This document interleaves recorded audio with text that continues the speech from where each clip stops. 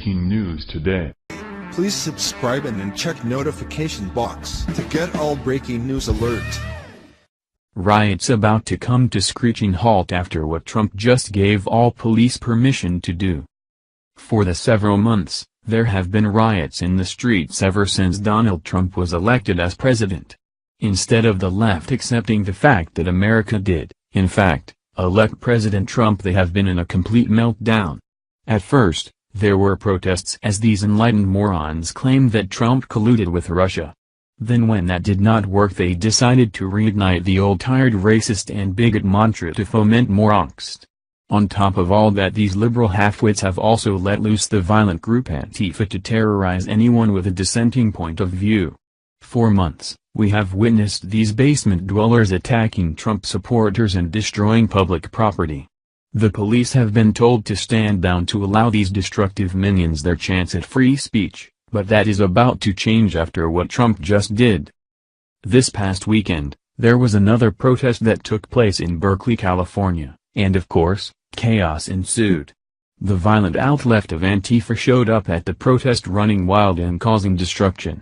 The black-clad fascists ran through the peaceful protesters and stormed the school and surrounding areas. According to reports, police were given an order to stand down, and law enforcement retreated to the perimeter of the park where Antifa was gathering. Lizzie Johnson. Police in Berkeley have retreated to the station in the northern streets at Civic Center Park. Of course, as you can guess, this had disastrous results as these angry millennials attacked people they claimed were white supremacists. Unreal, right? Chris Sanchez. A sea of masked protesters dressed in black are holding a banner reading "Avenge Charlottesville, protect your community." Well, now these destructive riots may come to a screeching halt after what Trump just did this morning. You see, during the Ferguson, Missouri, riots after Michael Brown was shot by an officer, the police used military gear to combat the destruction. Apparently, Obama felt like this was a big no-no, saying that military gear should not be seen on our city streets. So, with one swoop of his pen, Obama signed an executive order that halted surplus military equipment to local law enforcement. For quite some time, law enforcement officials have been asking that this policy is reversed, and it just was. Documents that were obtained by Fox News reveal that President Trump will sign an executive order that will reverse this Obama-era policy.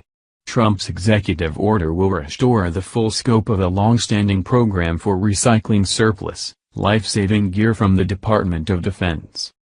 The document that was obtained continues by saying, the gear recycled through the Department of Defense's 1033 program includes everything from ammunition and vehicles to office supplies. Under that program, assets that would otherwise be scrapped can be repurposed to help state, local, and tribal law enforcement better protect public safety and reduce crime. However, civil rights leaders are already making a stink about this and are warning that this may inflame tensions in minority communities where such equipment has been deployed in the past. Here is more from USA Today.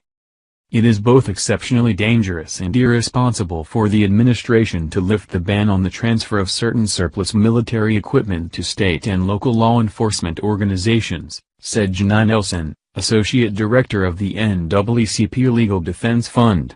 Just a few summers ago, our nation watched as Ferguson raised the specter of increased police militarization.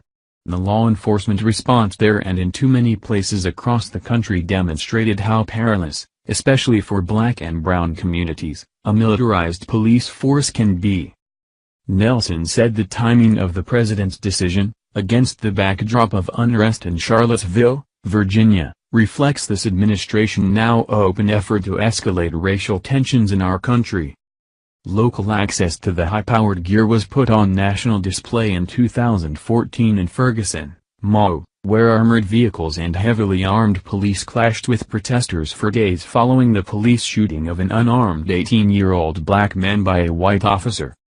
The deployment of such equipment, President Obama argued at the time, cast the police as an occupying force, deepening a divide between law enforcement and a wary community. We've seen how militarized gear can sometimes give people a feeling like they're an occupying force, as opposed to a force that's part of the community that's protecting them and serving them, Obama said in announcing the ban in 2015. The military gear ban was among a host of policing reform recommendations to flow from a White House advisory group formed in the aftermath of the Ferguson rioting. The Task Force on 21st Century Policing, chaired by former Philadelphia Police Commissioner Charles Ramsey and Lori Robinson, a former Assistant Attorney General, called on law enforcement officials to minimize the appearance of a military operation when policing mass demonstrations. Avoid using provocative tactics and equipment that undermine civilian trust, the task force urged. The previously banned equipment also included tracked armored vehicles, bayonets, and grenade launchers. Of course, the left does not want to reinstate this policy since they have been given the keys to commit crimes unchecked. Over the past couple years, cities across the country have been destroyed thanks to riots not being able to be stopped. Our law enforcement has not been effectively armed when dealing with people who are violent and destructive. Maybe this will make the violent groups such as Antifa and Black Lives Matter think twice before starting the next riots in their town. Thank you for watching this video. What do you think about this? Share this on Facebook and Twitter along with your comments.